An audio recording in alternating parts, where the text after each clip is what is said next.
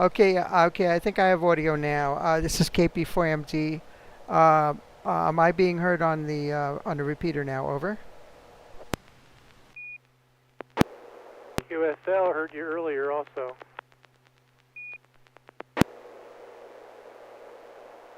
Okay, thank you. I just had to reset the devices on OBS. Um, Here we go, and I'm going to bring up the. Uh,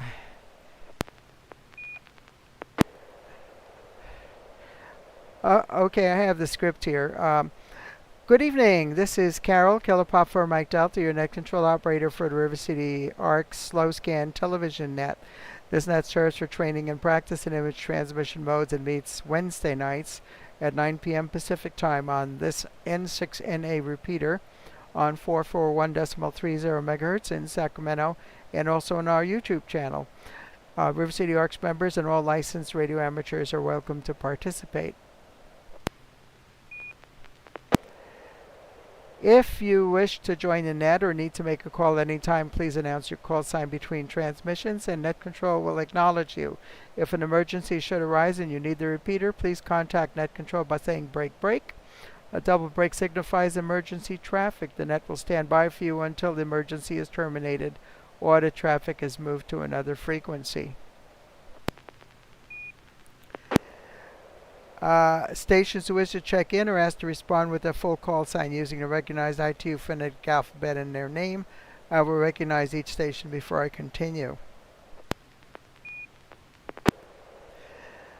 Okay, I want to ask, is anybody on frequency interested in taking over net control while I manage the YouTube video stream? Over.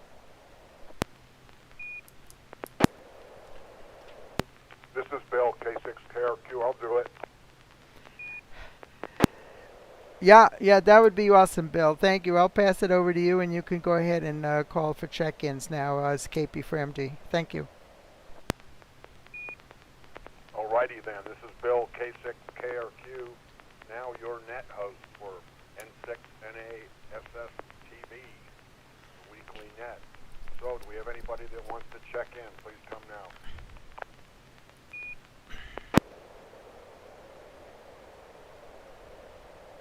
Good evening, Alpha India 6 Delta Golf, Joel in Florin.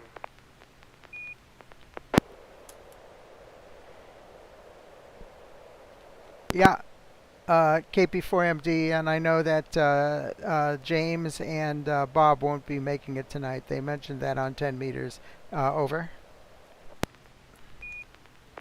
Yeah, I was able to copy their transmission.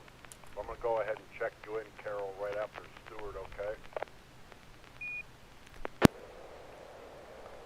Roger.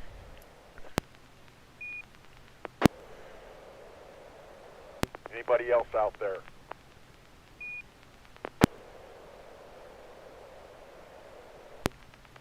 Okay, I'll put me at the bottom of the pile here. All right, Joel, AI6DG. It's always good to have you. Are you ready to send us a picture? Maybe this week I'll get them less snowy.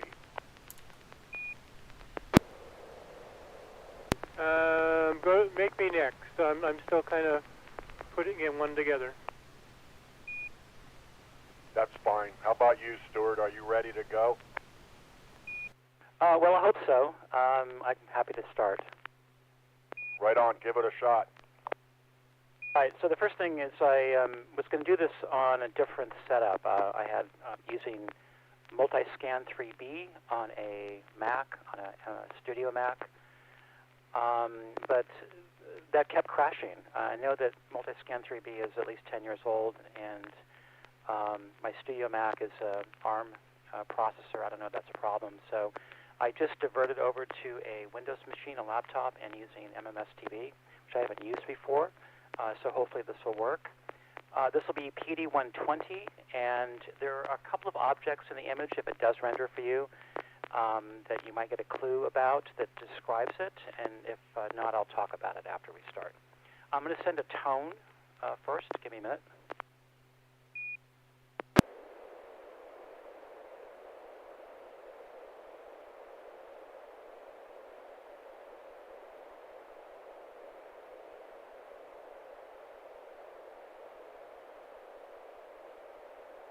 Did you hear that?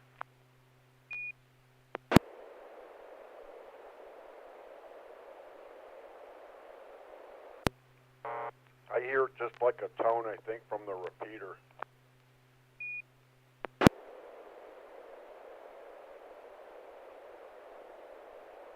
All right. Let me regroup here. So why don't you go ahead to the next person? I'll try to figure out what's wrong. Thanks. Carol, you want to go or you want me to go?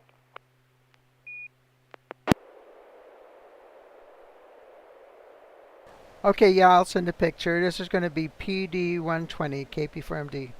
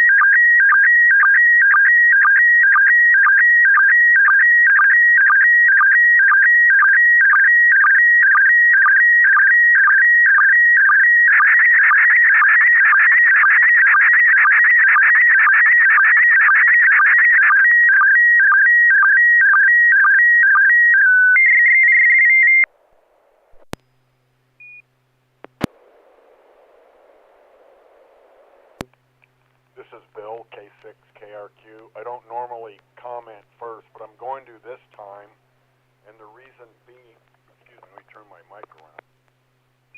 The reason being on mine is, I see it on YouTube. It's good on YouTube.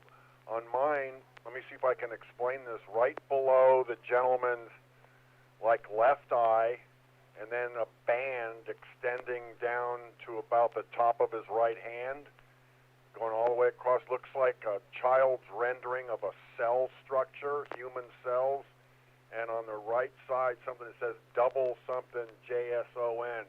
I am at a total loss as to why that's there on my reception. I'm still getting a snowy image, the rest of it, I have to work on that. But I'll let it go at that. Let's go to Joel, if Joel's ready for commentary. I'm also ready for the next photo. But yeah, this was interesting because the top eighth or so was one image that was transmitting just fine, and then someone else's transmitter started sending in another photo that completely overrode the first photo for the next quarter or so of the image.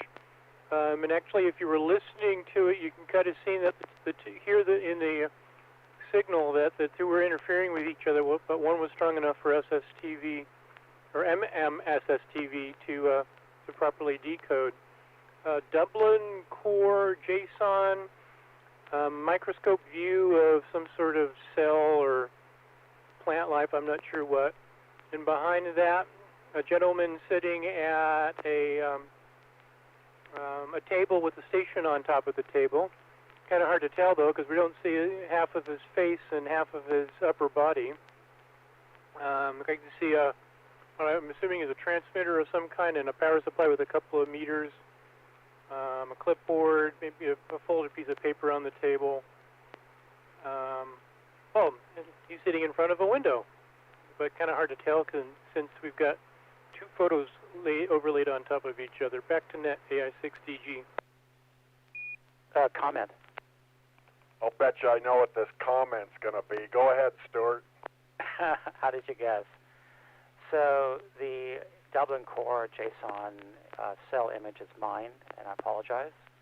I was closing out the program, and it was transmitting, and I didn't realize it until I closed it out. So, yeah, I doubled on Carol, and I apologize for that. N6NA. Well, you know, I, for one, just find it another happenstance that's interesting. I hope Carol can be as gracious as I am. You want to talk about your picture, Carol?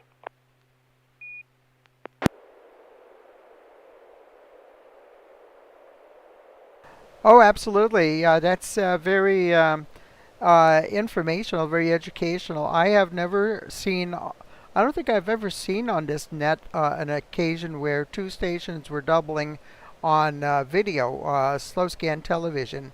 I think I may have seen something like that on 20 meters when people are just sending haphazardly pictures back and forth, and a lot of times one station won't hear another because it is skip zone and all that. But that's very interesting how that happens.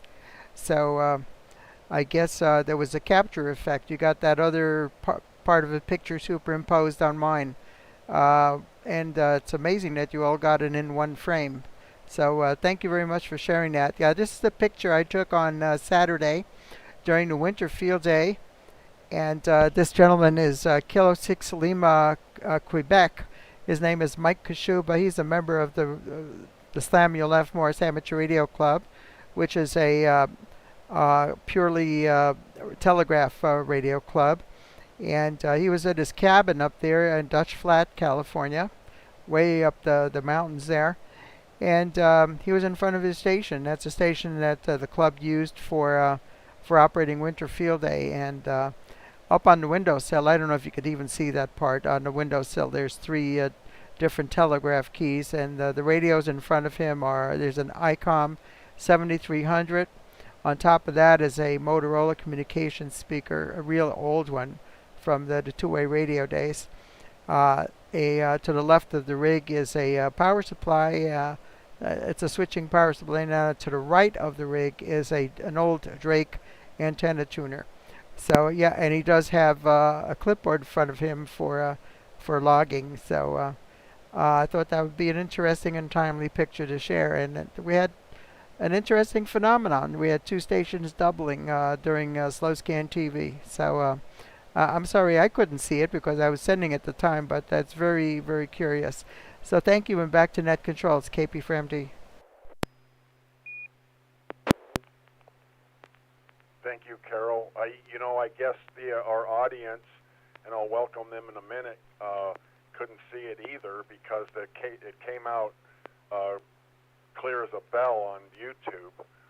So that said, I'd like to welcome on YouTube Alvaro Gaitan, our good friend Alan Mason, Craig Bruce, and that's me, like saying hi, Alan, at the end.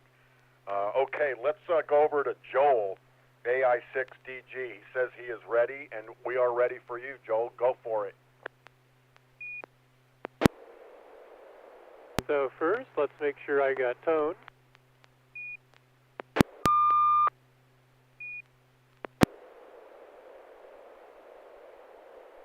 Indeed you do.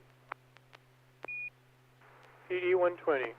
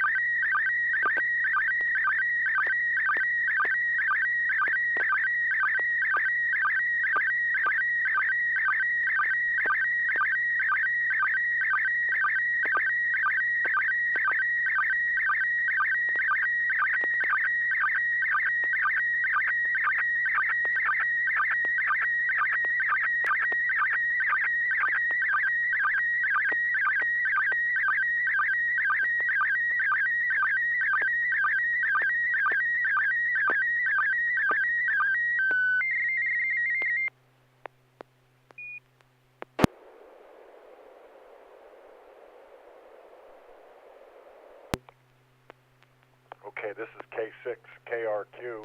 Hey, I'm going to call to see if by chance we have any other check-ins over the radio. If there are, come now, please.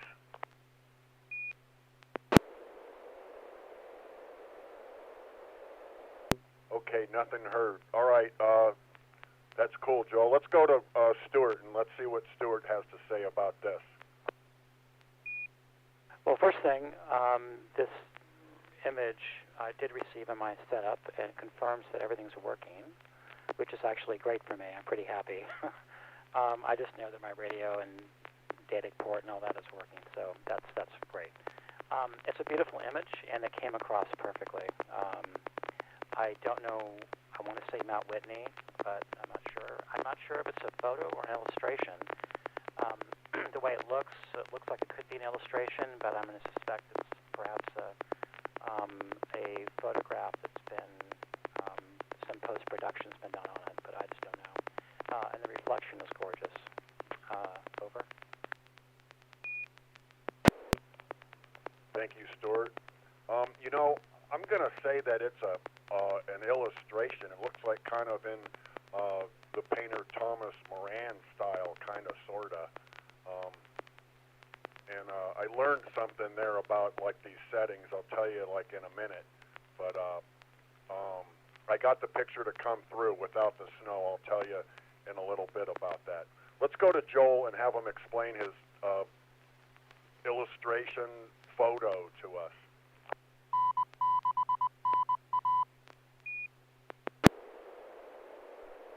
It's fake. It's AI generated. This is a recent development on some of the photo groups and hiking groups I'm on for Mount Whitney and for Yosemite. People were posting on some of these photo groups AI-generated photos, and this is purportedly to be Mount Whitney, but for people who know Mount Whitney, it's obviously fake because it kind of looks like Mount Whitney, but it also is obviously not real because there's no place around Mount Whitney that looks like this, that has this view. It's a very pretty image. It does kind of look like aspects of Mount Whitney, but it's just not real. So what are we going to do when no one can tell the difference between what's real and what's not? Back to net, AI6DG. Question. Go question. Do you know how this was rendered, how it was created, what generative AI tool was used by any chance? I do a lot of AI work, and I'd love to know whether this was Stable Diffusion or Midjourney or something like that. Over. Not at all. Whoever posted this probably wasn't even the person that created it. There's a lot of these that are floating around and getting posted and reposted, and so I'm not sure that there's any clear path to who even originally created them.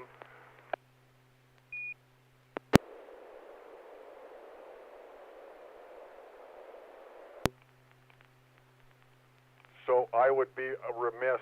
Alan had guessed it might have been University Peak. I've heard of that, but I forget exactly where it's at. Okay, any other comments on this AI-generated image?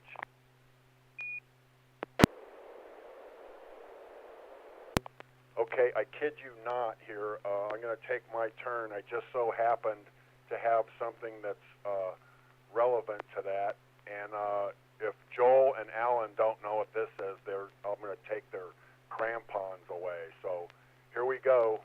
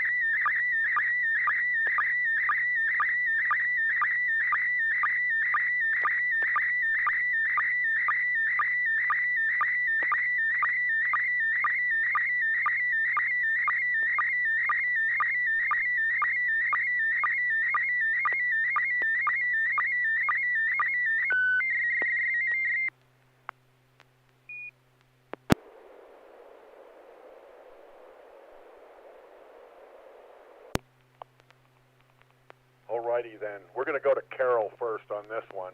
Carol, let's hear your thoughts.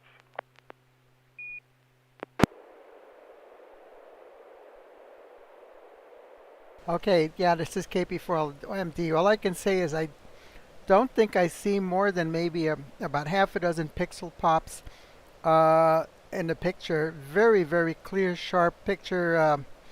Some kind of a mountain range with very sharp, defined peaks there in the back. I don't know if those are clouds.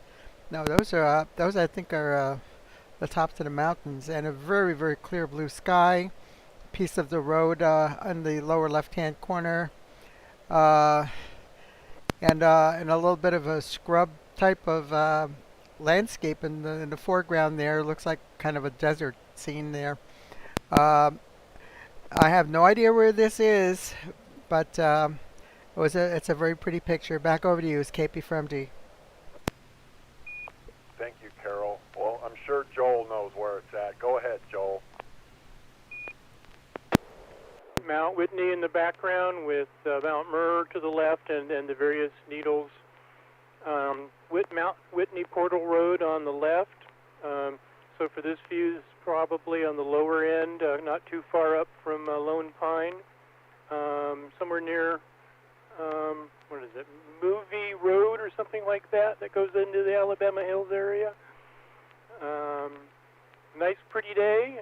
Probably, yeah, there's no snow, so it's got to be mid or late summer. Back to net, AI6DG. Spot on, and Alan knew too, as I figured you would.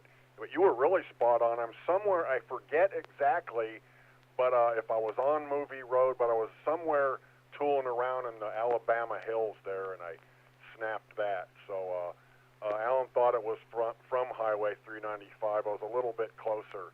Hey, you know what? I got to say, one thing since I was a child and my dad first started bringing me up here, I'm just amazed at how, like, a view like that belies how many canyons and lakes and all kinds of stuff up there. It just looks like a wall from the highway, but it's pretty interesting all along that. So, all right. Anyway, let's see if any more comments.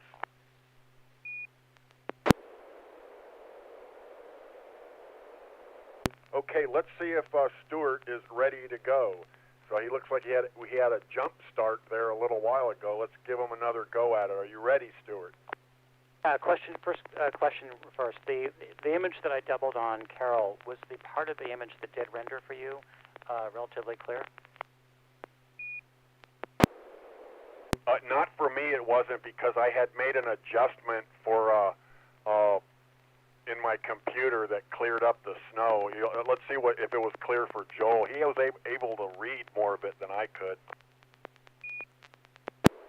For me, it was like a switch from one to the other. I mean, it was perfect reception on the top and bottom of Carol's image, and perfect reception of yours in the top quarter part that you were transmitting. There was a small little bit of line of strange colors above and below it. I'm thinking probably when the sync was trying to resync to the new image. But Carol mentioned capture. FM has a capture aspect where if you've got more than one transmission, the strongest one wins, and that's the only one that's actually received. So that must have been happening, because I didn't get interference. I just got one image or the other. No, not even an overlay. It was really pretty cool. Back to net, yeah, 6DG. Oh, that's very helpful. Thank you. Okay, so I'll try it again. Again, there's a lot going on in this image we can talk about. And thanks also for your patience. I'm new to this, and I'm trying different approaches. So, all right, so here we go.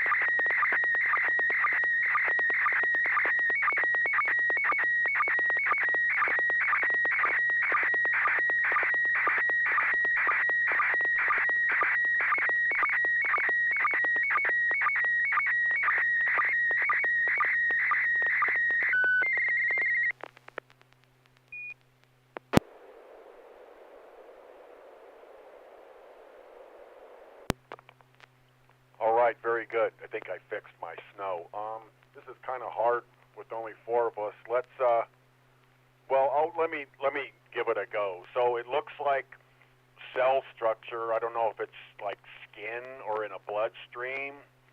And then on the right side looks like kind of 2 different, same format of some scannable codes, but I don't know the distinction between plain text and Dublin Core JSON. So, but other than that, I got a lot of pixel pops. We're not enjoying the quiet pave pause like we were last week, so I got quite a few pixel pops throughout the image.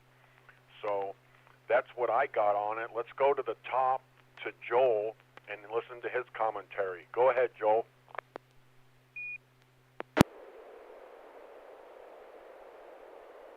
I pulled out the phone and was trying to read those QR codes.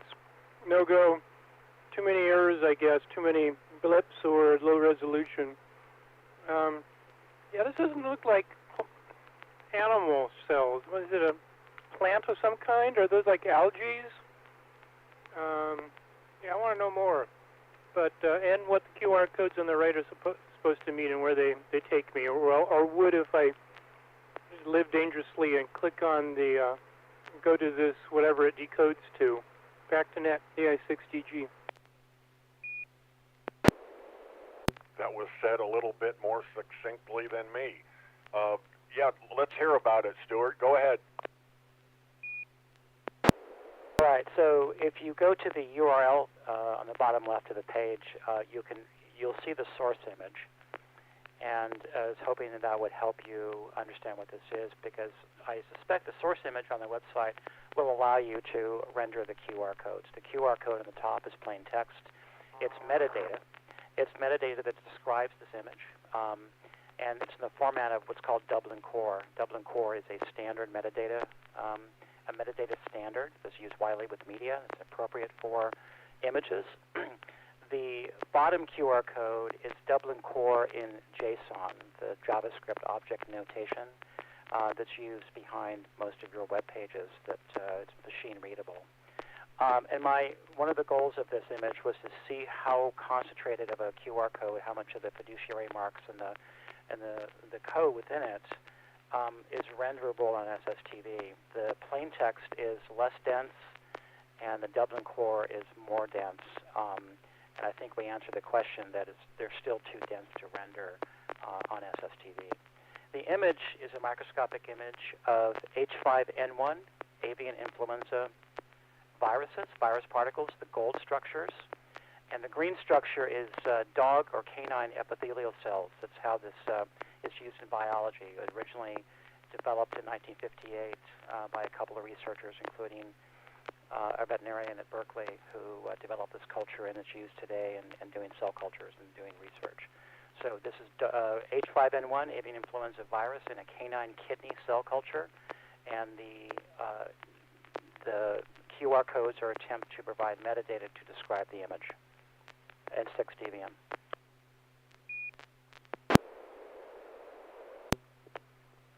Very good and very interesting. Thanks for that, Stuart.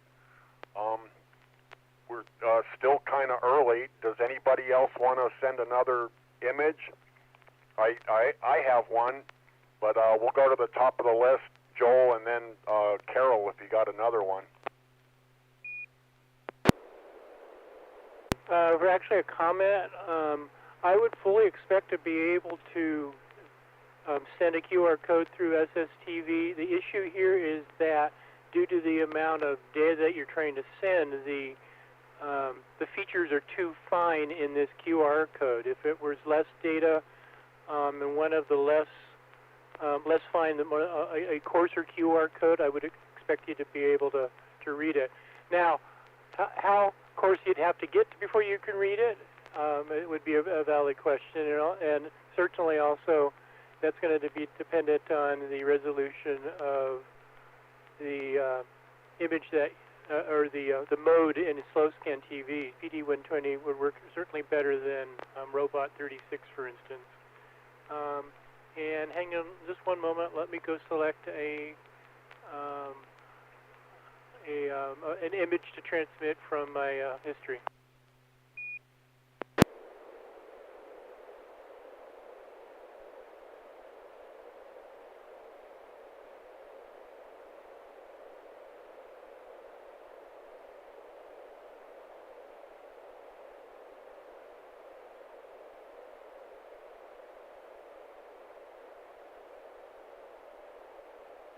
Okay, ready.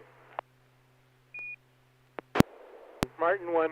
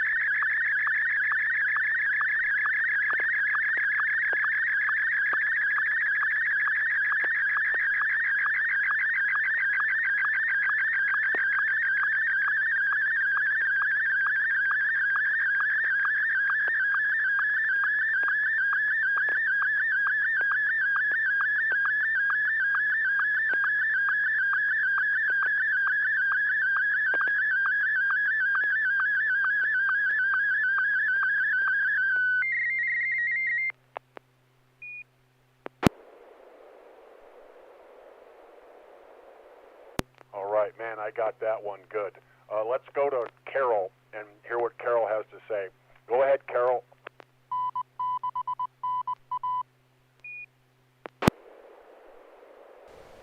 Okay, this is KP4MD. Good, solid, good picture. I see a young lady in the foreground in front of I think a river or a pool, a pond of some kind, and I don't know if that's the Washington Monument in the background, and it looks like cherry blossoms in the foreground. A very, very nice picture. I don't think I even see a single, maybe one pixel pop, no more than that.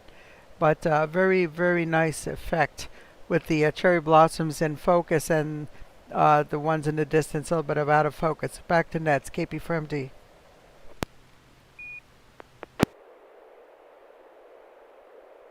Thank you, Carol. Before I go on, I'd like to welcome Simon LeMonkey. I think we've had him before on our YouTube feed. Anyway, let's see what Stuart's got to say about this picture. Go ahead, Stuart. What I like about this image is there's a lot going on. You've got the woman in the background, got the field out of focus, and I presume Carol's right. That looks like the Washington Monument, and the flowers in the foreground. It's a beautiful image, and it came across well on both my machine and on YouTube. There are some pixel pops that are pretty evenly distributed throughout the image, but they're not distracting, and it came across really well.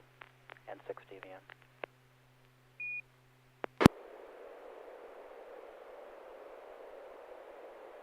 All right, very good. Any other comments?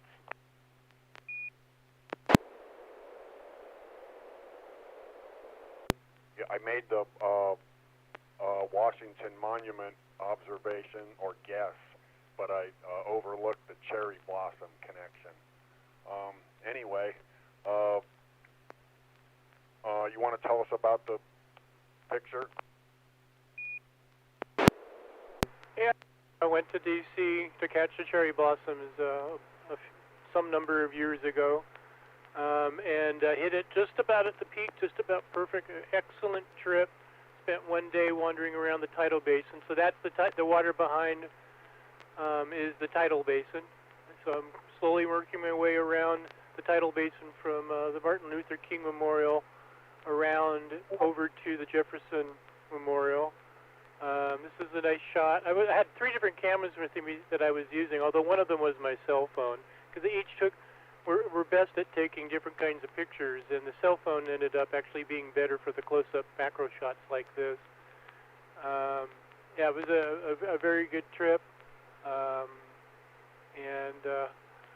maybe again sometime. I could probably spend a week in D.C. just visiting the museums. I think this same trip I spent all one day in just one of them. And how many museums on there in the D.C. area? It's amazing. Back to net, AI6TG. Thanks for that, Joel. That's a neat picture. You know, ditto on the museums. When I went once on business, I'd shown a couple photos of that, but I only had time for the History Museum for the Smithsonian. And another comment, you know, over here by me, near Discovery Park on the south side of it, they just built like a park in honor of like Congressman Matsui's husband, and they put cherry trees on it. So it was just completed this past year, so I'm anxious to see the trees blossoming, what it's going to look like. So we'll find out. It's very well done. Yeah, and now that you mention it, the cherry blossoms are starting to blossom this week that I've driven by. But this is also the first photo I saw, but it is also reinforced by the ongoing tragedy in the D.C. area with a plane crash out of Reagan Airport. Anyway, back to net, AI6TG. Oh, my wife was just asking me if you guys had heard about that, so I don't think all the details are coming through yet.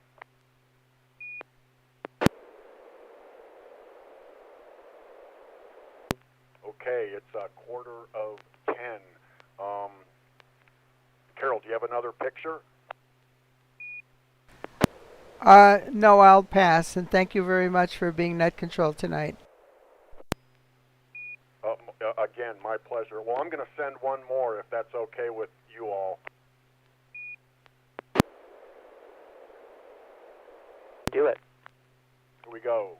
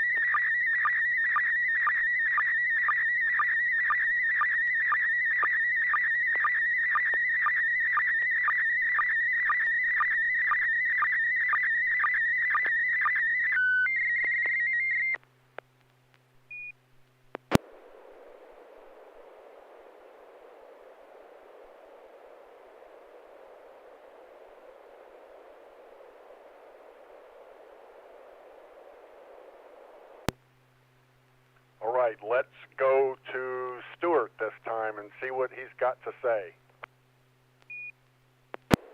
Well, I'm dying to know where this is. One quick thing that I'm learning is that nice to compare what I see on my computer and what I see on YouTube as far as how well it renders. And what's interesting is the pixel pops and the quality of the image is matching up pretty well between the two, for what it's worth. Nice picture. It creates a lot of questions. I'll let you know where this is. Actually, there's a clue, and I just realized in the image, the state. It's in Nevada, and I believe that says 395, although I can't tell. But it's interesting, so I'd love to learn more about it. N6NA. Close. Let's see what Carol thinks.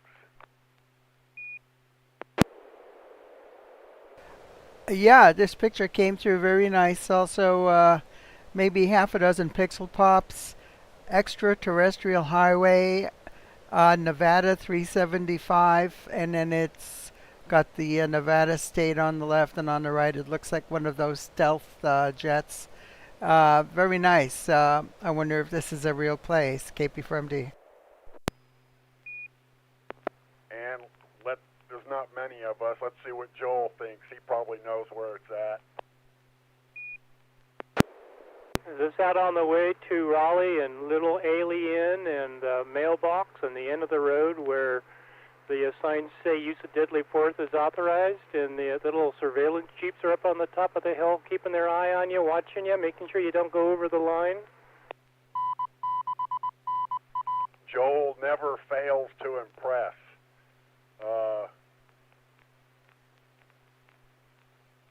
Hold on a sec.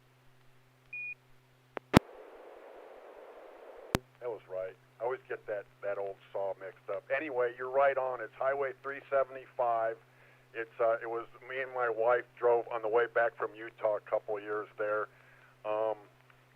It's just east of Area 51, but of course there's a big mountain range between it. But those roads that Joel explained with the camo dudes, they call them, and the Little Ailey Inn in the town of Rachel is all there.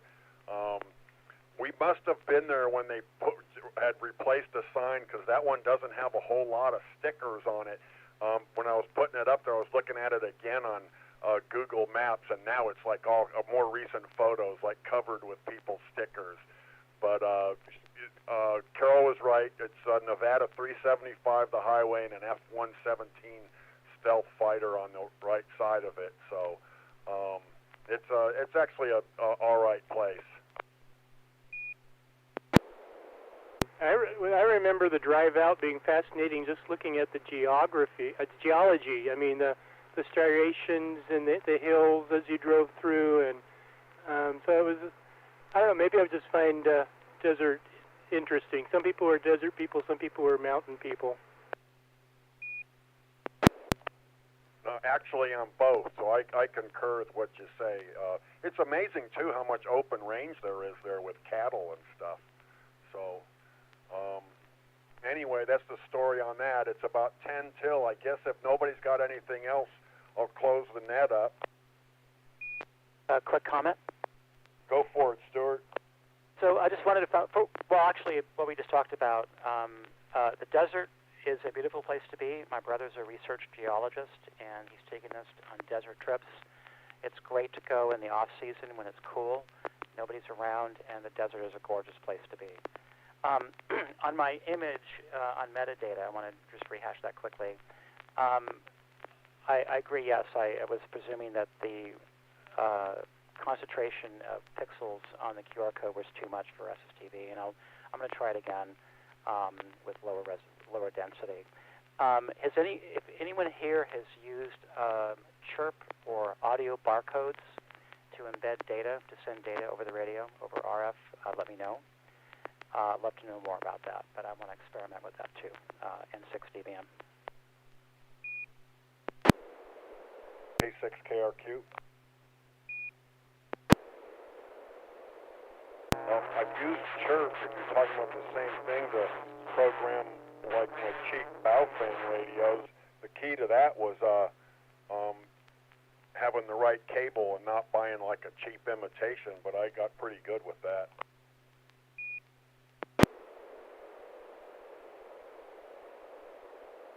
Great, thank you. And one last question. Are members able to use this frequency when we don't have a net to experiment with SSTV? Or do you recommend an alternative frequency for that? I'm going to let Carol answer that. I don't really know the protocol for that.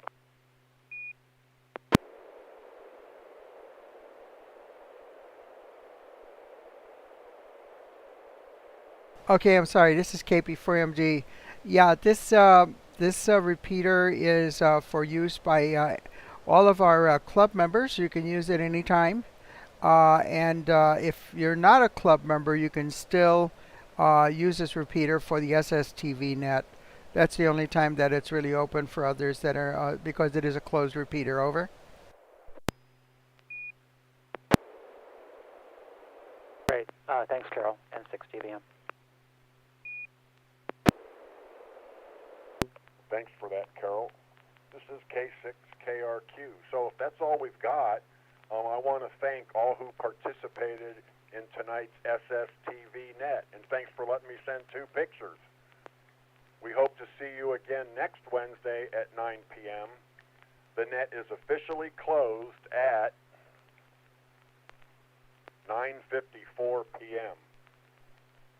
This is Bill, K6KRQ, wishing all of you a good evening and 73.